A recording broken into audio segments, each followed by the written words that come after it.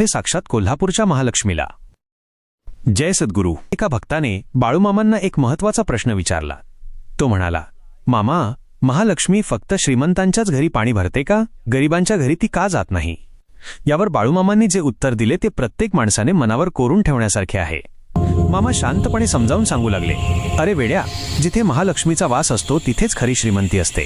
जो माणूस नीतीने वागतो, पुण्यवान असतो आणि ज्याचे मागच्या जन्मीचे कर्म चांगले असते त्यालाच आई महालक्ष्मी प्रसन्न होते.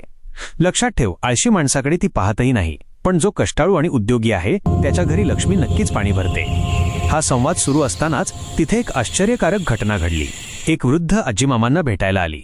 तिने मामांकडे पाहिले आणि म्हणाली, बरं झालं बाबा, तूच मला भेटायला आलास. खरं तर मीच तुला भेटायला येणार होते, पण जमलं नाही. मी आताच तिरुपतीहून आले आहे. ती माऊली पुढे म्हणाली, जो गुरुला मानतो आणि सद्गुरूंना मनापासून पूजतो त्याच्यावर माझी कायम कृपादृष्टी असते.